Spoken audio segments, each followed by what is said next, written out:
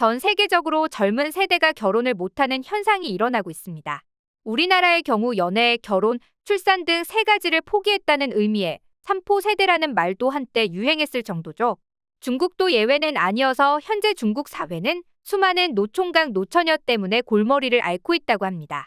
그런데 중국 여성들이 최근 외국인 남성들, 특히 한국 남자들을 향해 눈길을 돌리는 현상이 두드러지고 있다는데요. 이 와중에 한 외국인이 중국 여성과 결혼한 미국인 친구의 솔직한 속내를 털어놓은 영상이 화제가 되는 중이죠. 대체 무슨 내용이었을지 함께 알아볼까요? 젊은 세대들이 결혼을 하지 못하는 데는 다양한 이유가 있지만 아무래도 경제적인 이유가 큽니다. 중국의 경우도 마찬가지인데요. 중국은 미국의 뒤를 잇는 세계 2위의 경제대국이지만 그 이면에는 어두운 진실이 있습니다. 노동자들의 임금 상승을 억제하고 값싼 노동력을 가혹하게 착취하여 경제 성장을 이루어낸 것이죠. 세월이 흘러 지금은 중국 노동자들의 임금도 많이 상승했지만 여전히 경제 규모에 비해 턱없이 부족한 수준이고 물가도 지나치게 높은데요. 중국 대졸자의 평균 월급은 우리 돈으로 110만 원 정도이고 190만 원 이상 받는 사람은 전체의 6%에 지나지 않습니다. 이것도 대학을 졸업하고 도시에서 일하는 사람들이나 이 정도 받는 것이고 시골의 현실은 더욱 열악한데요. 시골 노동자들은 만성적인 저임금과 장시간 노동에 시달리다가 대도시로 탈출하지만 거기서도 농민공으로 전락하는 경우가 많죠.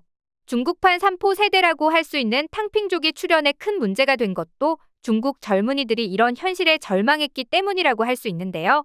이런 상황에서 결혼하여 아이를 낳고 단란하게 살아가는 꿈을 꾸는 건 아무래도 어렵겠죠. 또한 중국에는 차일이 문화라는 것도 있는데요.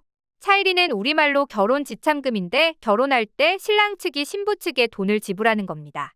차일이 문화는 오랜 옛날부터 존재했지만 과거에는 중국 사람들 대부분이 빈곤층이었고 결혼식도 간소하게 치렀기 때문에 형식적인 금액이 오갈 뿐이었지 문제가 된 적은 거의 없었습니다. 그런데 경제가 성장하면서 중국 사람들의 씀씀이가 커졌고 일부에서는 결혼식을 통해 부를 과시하는 악습까지 생겨나면서 차일이의 액수가 올라갔죠. 여기에 더해 여아 낙태로 인해 남녀 성비의 균형이 무너져 여자들이 귀해진 것도 문제를 키웠는데요. 중국도 우리처럼 전통적으로 남아선호 사상이 강했고 옛날에는 한 자녀 정책으로 아이를 하나만 낳을 수 있었기 때문에 대규모의 여아 낙태가 암암리에 자행된 바 있습니다.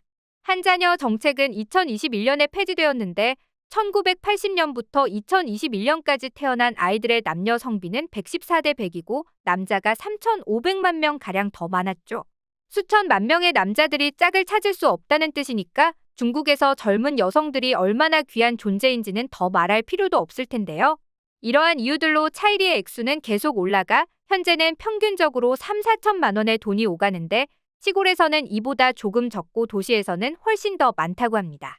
차일이는 현재 중국 사회에서 큰 문제가 되고 있는데요. 결혼식 당일에 신부 측에서 지참금을 더 달라고 요구하다가 거부당하자 신부를 빼돌린다든가 분노한 신랑 측에서 신부 측에 쳐들어가 사람들을 마구 폭행하는 일이 비일비재하게 일어나고 있습니다.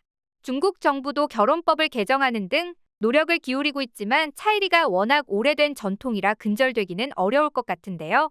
더욱 심각한 건 중국 남자들이 이런 현실에 완전히 지친 나머지 아예 결혼을 포기하는 사람들이 크게 늘어나고 있다는 점입니다. 실제로 중국의 결혼 건수는 지난 2013년에 1,346만 건을 기록한 이후 계속 감소하여 2022년에는 680만 건으로 반토막이 나고 말았죠.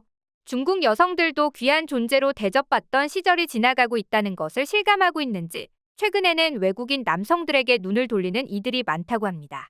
이들이 가장 선호하는 건 같은 동아시아 사람이자 유교 문화권이고 한류 등으로 호감이 쌓인 한국 남자라는데요. 또 한국이 잘 사는 나라이기 때문에 경제적으로 윤택하게 살 수 있다는 것도 중요한 매력 포인트라고 합니다. 중국 현지의 교민 사회에서는 젊은 한국 남자들, 특히 유학생들을 노리고 접근해오는 중국 여성들의 이야기가 유명하다고 하네요. 그런데 이런 중국 여성들을 경계하고 조심해야 한다는 이야기가 많습니다. 중국 여성들은 일반적으로 자기 주장이 너무 강해서 말이 안 통하고 걸핏하면 싸우려 든다는 게 문제라는 건데요. 특히 상하이 여자는 중국에서도 가장 강한 것으로 유명해서 다른 지역 여성들도 피할 정도라고 합니다. 상하이 여자랑 결혼해서 3년을 살았으면 부처님이라든가 상하이 사람들은 싸움이 나면 남편들은 조용히 있고 부인들끼리 싸운다는 식의 말이 있을 정도죠. 중국 여성들이 얼마나 강한지는 중국 남성들의 증언으로도 알 수 있는데요. 외국인 패널들을 모아서 회담을 벌이는 형식으로 인기를 끌었던 예능 프로그램 비정상회담에서 중국인 패널 장위안은 중국 여성들이 한국 여성들보다 세다고 대놓고 말해서 화제가 되기도 했었죠. 심지어 중국 남자들은 한국 드라마 속의 여성들을 보면서 한국 여자들은 온화하고 순종적이라는 어처구니 없는 착각에 빠진다는 이야기도 있습니다. 이렇게 성격이 강한 중국 여성들은 집안일도 남자들에게 떠넘긴다고 하는데요. 실제로 중국에서 2018년에 발표한 통계에 따르면 중국 남편들의 가사노동 시간은 하루 평균 110분으로 한국보다 2배가량 높은 수치였습니다. 이러니 인터넷에서는 지참금도 주고 집도 사오고 집안일까지 다 해주는 중국 남자랑 결혼하고 싶다는 한국 여성들의 농담 아닌 농담이 떠돌기도 하죠.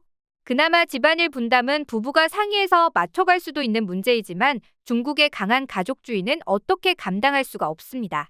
우리나라도 가족주의가 강하고 자식이 부모의 노후를 책임져야 한다는 의식도 어느 정도 남아있지만 중국에 비하면 아무것도 아닌 수준이라는데요. 이와 관련해 최근 중국에서는 한 서양인 남성이 유튜브에 올린 영상이 화제가 되고 있습니다. 영상 속에서 남성은 중국 여성과 결혼한 미국인 친구의 이야기를 들려줍니다. 이 친구는 미국에 유학 온 중국 여성을 만나 사랑에 빠지고 결혼에 골인했다는데요. 그런데 아이가 생기자 부인이 육아를 도와줄 사람이 필요하다는 이유로 중국에 사는 부모님을 불렀다고 합니다. 그런데 부모님이 비자 기간이 만료된 6개월 후에도 돌아가지 않고 미국에서 계속 살고 싶어 하자 중국인 아내는 부모의 비자를 연장하고 심지어 남편 몰래 영주권까지 신청했다는 겁니다. 원래 계획은 비자 기간인 6개월 동안 함께 아이를 돌보면서 좋은 추억을 만든 다음 중국으로 돌아가는 것이었고 부모와 함께 사는 건 전혀 계획에 없던 일이었기에 남편은 당연히 항의했습니다. 그런데 부인이 되레 화를 내면서 자기 부모님을 도와줄 수 없다면 이혼하자고 나와 남편은 큰 충격에 빠지고 말았다는 이야기입니다. 영상을 올린 남성은 중국에서는 부모님과 배우자가 물에 빠지면 부모님을 구하는 게 상식이라면서 특유의 강한 가족주의를 지적했습니다. 중국 사회는 전통적으로 가난했고 국가기관의 도움을 기대하기는 어려웠기에 여차할 때 믿고 의지할 수 있는 건 가족뿐이었다는 것이죠.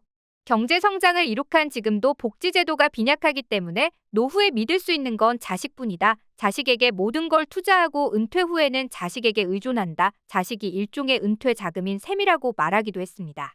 그리고 당신이 중국인과 결혼한다면 배우자의 원래 가족과 대등한 관계가 아니고 배우자에게는 원래 가족이 가장 소중하다는 사실을 잊지 말아야 한다고 따끔하게 충고까지 덧붙였죠.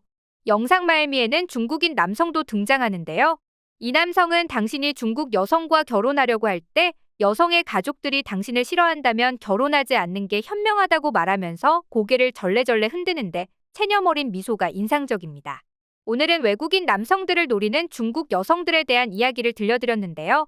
동북공정이나 문화 침탈 등의 문제를 생각하면 중국인들이 밉지만 경제적 어려움으로 결혼을 포기하거나 외국인 짝을 찾는다는 이야기에는 동병상련의 감정이 들기도 합니다. 한국에도 결혼과 출산을 포기하는 젊은 사람들이 날로 늘어나면서 국가의 미래가 걱정될 지경인데 이웃나라끼리 왜 하필이면 이런 문제만 쏙 빼닮은 걸까 싶기도 하네요. 경제난을 극복하고 젊은 세대에게 밝은 미래가 보장될 수 있기를 바라면서 오늘의 영상 마치겠습니다. 감사합니다.